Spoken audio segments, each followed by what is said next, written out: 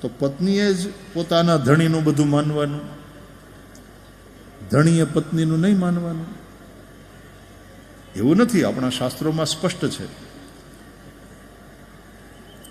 વ્યવસાયની વાત હોય ત્યાં પુરુષનું હાલે, પણ પરિવારના વ્યવહારની વાત હોય ત્યાં સ્ત્રી, એનો જે અવાજ છે એનું મહત્વ છે.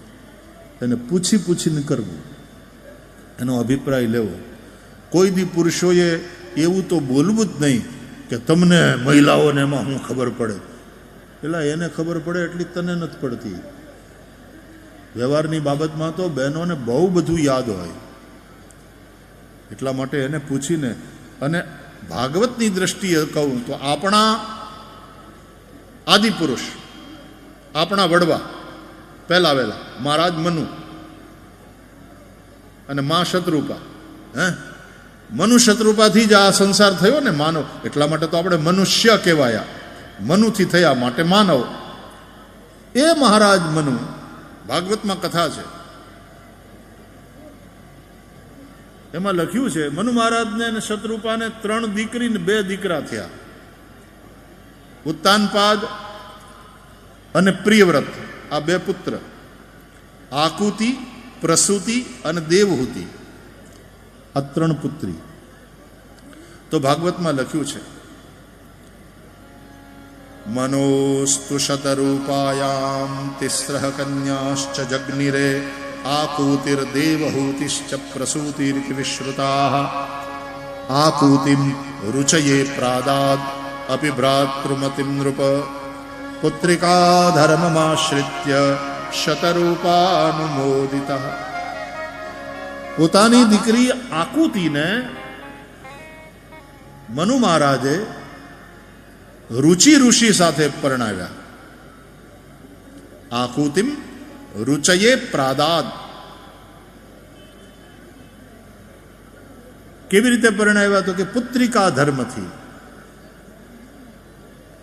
એકલાએ નિર્ણય કરી લીધો કે નહીં, શતરૂપાનુમોદિત, પોતાના પત્ની શતરૂપાનું અનુમોદન લઈને, એની સંમતિ લઈને. વ્યવહારની વાત હોય એટલે ઘરવાળાની હારે વાત કરવાની. પુરુષ ગમે એવો ડાયો હોય, ગમે એટલો મોટો હોય. અરે દ્વારકાનાથ ભગવાન પણ પોતાના દીકરાના દીકરા એટલે પ્રદ્યુમ્નના દીકરા અનિરુદ્ધ, એનું માગું લઈને જ્યારે રૂકમિયો આવ્યો ત્યારે ભગવાને રૂકમણીને પૂછ્યું.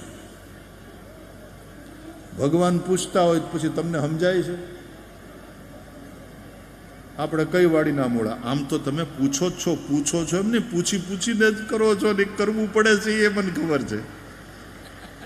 એમ જ હોય સંસાર, એમ જ ચાલે. તો ઘરનો વ્યવહાર હોય ત્યારે સ્ત્રીનો અભિપ્રાય એ બહુ મહત્વપૂર્ણ છે. તો અમુક વાતોમાં આપણે 4 ફેરા લગ્નના હોય, એમાં અમુક ફેરામાં પુરુષ આગળ અને પત્ની પાછળ, પણ અમુક ફેરામાં પત્ની આગળ અને પુરુષ પાછળ, એવું હોય છે ને.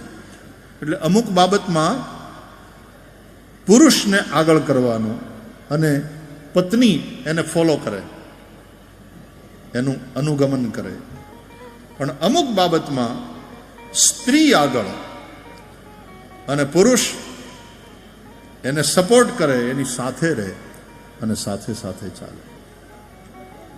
એમ વ્યવહારની વાત હોય ત્યાં બુદ્ધિને આગળ કરો, મન એને ફોલો કરે.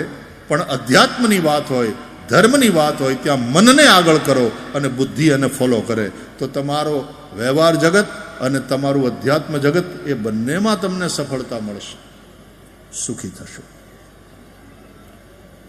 ધર્મની બાબત હોય એમાં શ્રદ્ધાની વાત છે, એમાં વિશ્વાસની વાત છે, એમાં મન આગળ હોય.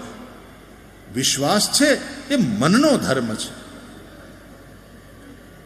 बुद्धि के पास तर्क है.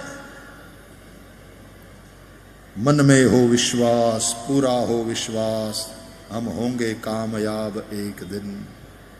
વિશ્વાસ मन का धर्म है।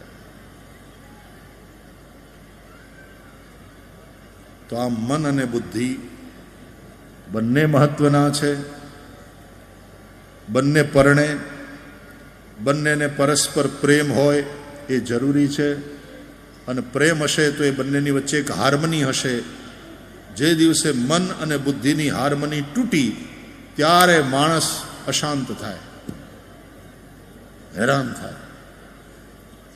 તમારું દિલ ક્યાંક બીજું કહેતું હોય, બુદ્ધિ ક્યાંક બીજું સમજાવે, અથવા બુદ્ધિ જેમાં હા પાડે એમાં મન ના પાડે, પછી એવો દ્વંદ્વ, એવી દુવિધામાં માણસ ફસાય.